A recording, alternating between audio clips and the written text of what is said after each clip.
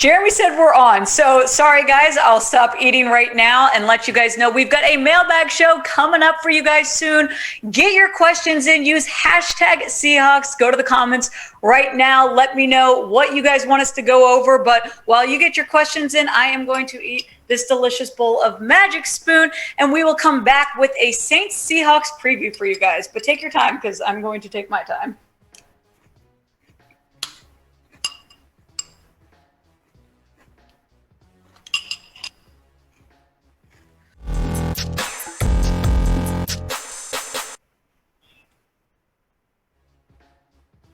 We are previewing the Seahawks versus the Saints this Monday night. But first, we do want to thank our presenting sponsor, Magic Spoon. They make these videos happen. Go to magicspoon.com/Seahawks to get $5 off your order today. Now, the Seahawks are coming off of their rough overtime loss to the Steelers. The Saints just had their Week 6 bye. This is going to be a very good game, in my opinion. And I know some of you guys are saying, Megan, be transparent with us. So, yes, there may be some family ties going on in this game, but I am here to give you guys the Seahawks key to victories and talk to you about how Seattle can come up on top against the Saints. Right now, the Saints, though, are favorites at -4.5. The over-under is set at 43. We are going to get into all of the things that the Seahawks need to do in order to win. But first, I want you guys to get your score predictions in. Go to the comments right now. Let me know what you think the score is going to be. Every week, we go through these, see if anyone has gotten close or called the right score. I'll give you guys my score prediction at the end. But this is our pinned comment, so if you get the ad break here, make sure you get your votes in. Let's talk offensive stats for both the Saints and the Seahawks. Very different offenses this year than both the Seahawks and Saints were dealing with last year. Right now, obviously, the Seahawks being different because Russell not playing. But the Saints, so far, they are ranked 10th in points per game, around 25.4. They're ranked 29th, though, in total yards per game. Passing yards, 31st. And rushing yards, 9th. So a little bit of inconsistency we've seen from the Saints in the last few games from them. Jameis Winston obviously adjusting to this offense, still trying to work together all the pieces, and the Saints have been dealing with a lot of injuries. Now on the Seahawks side of things for offensive stats, they are ranked 18th in points per game, 22nd in total yards per game, 22nd also in passing yards, and 16th in rushing yards. And so I've said this just now, but it's a different offense that these two teams are going up against. We are used to seeing Russell Wilson versus Drew Brees. That is the Seahawks-Saints matchup, but that is not what it's going to be this Monday night. It is going to be Geno Smith versus Jameis Winston, so it is going to be hard to predict what's going to happen on the offensive side of the ball for both teams. But on the defense, the Saints defense has been looking pretty solid this year. They are ranked at 3rd for points allowed per game, giving up about 18.2 points. They are ranked 15, though, in total yards per game, 23 in passing yards per game, but they are ranked 2nd in rushing yards per game. So you look at this compared to what the Seahawks have done. The Seahawks are struggling a bit more on defense.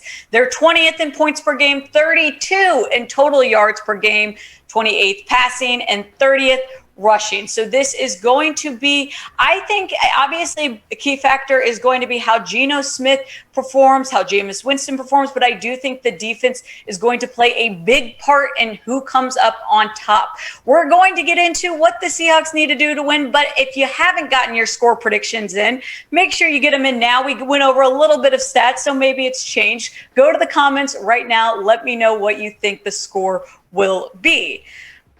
We are presented by Magic Spoon. I've told you guys before, Magic Spoon is the best cereal if you want to eat healthy, but you also don't want to give up the amazing taste of delicious cereal. Magic Spoon is the place to check out. They've got a ton of options, guys. They've got frosted, cocoa, fruity, a ton of different flavors. So if you have not tried it, go to magicspoon.com/Seahawks. You are going to get $5 off your order today. And if you don't like it, they give you 100% of your money back, but I have yet to meet someone that has returned it because it is that good. Make sure you go check them out. So let's get into it. It is now time to get into the 5 things the Seahawks need to do in order to stop the Saints from winning. The first one is pretty obvious, and that is shutting down Alvin Kamara. Alvin Kamara has been very dominant and kind of the key to the Saints offense this year so far. He has had a very impressive first few games with 94 carries, 368 rushing yards, 113 receiving yards, and a total of 4 touchdowns receiving and rushing. So obviously we know that Alvin Kamara is a dual threat back. He can be used as a receiver. He can be used as a running back. And I think this is a guy that you really have to worry about. So this is going to fall on the Seahawks front seven. They need to step up. We've talked about the defense not being great at shutting down the run, and a guy like Alvin Kamara is going to run all over them if they do not step up to the plate. Now, a lot of this is going to depend, in my opinion, on whether or not Darrell Taylor is going to be playing. We would have never thought this would have even been an option if we had just seen what happened in the Steelers game last week, but apparently tests are coming back clear for him. He's doing well, so maybe he's here to help shut down Alvin Kamara, but Benson Mayo, Poona Ford, Al Woods, Rasheem Green, it's going to fall on guys like this. So I'm asking you guys right now, knowing the kind of player Alvin Kamara is, knowing the Seahawks defense, do you think that Alvin Kamara is going to rush for 100 yards? If you think it's going to be over, go to the comments right now and type O for over. And if you think it's going to be under, type U for under. Next thing the Seahawks need to do to beat the Saints is the offensive line needs to step up. We need to see more protection from them because Geno Smith, as we know, is not Russell Wilson. So he is not going to be as great at kind of, managing the ball and kind of getting out quick. So I think that a lot of pressure is to come for guys like Dwayne Brown, Damian Lewis, Kyle Fuller, Gabe Jackson, Brandon Shell, who is still dealing with an injury. We're not exactly sure his status, but we need Geno to have extra time. You've got to have it, because if Geno does not have extra time, it is going to force a lot of problems for the Seahawks, because the Saints will get to him, and we've talked about the ways that, the Seahawks need to step up. Now, the Saints are struggling on passing defense, specifically pass rush. The Saints' weakness right now is that they haven't had much sack production. So if the offensive line for the Seahawks can kind of at least play average or a little bit above average, I don't think that this will be a major problem for the Seahawks. But when we are talking passing defense for the Saints, they're ranked low, but I do think that those stats are a little bit misleading because they did have a bad game against Carolina and they did not have all of their guys out there. So if Geno Smith can have time, it may help him to get to guys like DK Metcalf, but the secondary for the Saints is looking pretty good. Hopefully, having two guys like DK, having a guy like Tyler Lockett, you can kind of spread the ball a little bit, but I wouldn't just look at the Saints passing defense stats and think that it's going to be an easy, gimme for the Seahawks. I think that the Saints are doing pretty well on defense. The only area that they are really struggling in as far as the pass defense go would just be maybe pass rush and just their sack production as a whole. We've got more keys to victory to come, but I do want to make sure you guys are subscribed to this channel. If you are not, make sure you go subscribe right now. We are keeping you updated all season long. We've got news, rumors, trades, game recaps, mailbags, you name it. We have it here at Chat Sports, so please make sure you are subscribed. Next up, this again is kind of an obvious, but it's very important. We saw how important it was last week, but the Seahawks need to have no turnovers. If they want to win this game, this is important because, yes, that Geno fumble last week was bad. It was really bad, and it cost the Seahawks the game. And you could say, hey, that wasn't really his fault. TJ Watt got to him and whatever. But regardless of how it happens, it needs to not happen if the Seahawks want to win. But I will say the Seahawks, they are second in the NFL in giveaways. So that's a good number to have. Well, is this number kind of, skewed because that was when Russell Wilson was in? Yes. So we are not exactly sure how it's going to match up with Geno Smith, only having seen him play one game. But the Saints are 6th in takeaways. So again, that's a pretty high ranking as well. So this is going to be a game where I think turnovers will matter, meaning if the Saints are able to, pick off Geno, if Marshawn Lattimore can come in and get an interception, that's going to cause an issue for the Seahawks. And Marshawn Lattimore is playing really well. He's had 16 tackles. He's only had 1 interception, but he's had 9 pass breakups. So this is a guy that's most likely going to be on DK, maybe Tyler Lockett, but a person that you definitely need to watch out for. So now I'm asking you guys, do you guys think the Seahawks will have a turnover against the Saints? If you do think they will, go to the comments, type Y for yes, and if not, type N for no.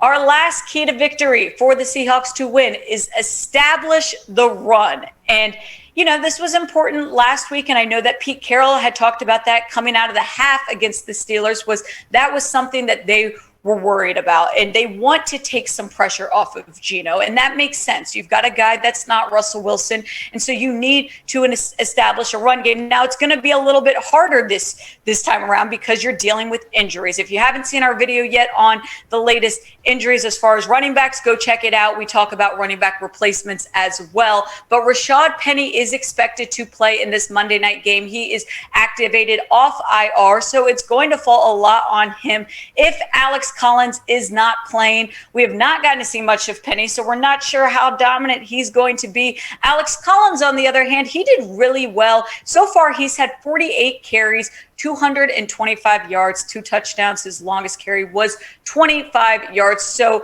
being able to establish the run is important, but it's going to be hard if they are only going to be able to rely on guys like Rashad Penny, DJ Dallas, Travis Homer. I think, while Chris Carson is on IR, you're going to need to see some of these people step up. But these are my keys to victory: shutting down Alvin Kamara, getting protection on the offensive line, no turnovers, establish the run. Did I miss any keys though? Is there anything you're looking at going, no, they also need to do this? Now, there's obviously a lot that goes into a game, but I want to hear your thoughts. What keys did I miss to the game? Go to the comments right now and let me know. And a little bit of Seahawks news. If you haven't heard, the Seahawks have just claimed quarterback Jacob Eason. He was just waived by the Colts, and now he is a member of the Seahawks 53-man roster. He will be backing up Geno Smith. Now, Jacob Eason hasn't, performed great. He went in for Wentz in week 2 whenever he got hurt, and he was 2 for 5, 25 yards. He did have an interception. So I think this is just, they looked at what they had and they said, hey, we can use him as a backup to Geno. Obviously, I think depending on how Smith plays this week will determine how the Seahawks approach the next 1 or 2 weeks while Russell is out. But this should be a good game, guys. Monday night, Seahawks versus the Saints. ESPN right now, total is over-under set at 43. Saints favorite at -4.5. We'll make sure to have a recap video for you guys after this game, but I told you I would give you my score prediction. So I'm sorry, Seahawks fans. I'm going to take the family on this one and say the Saints are going to win 28-21.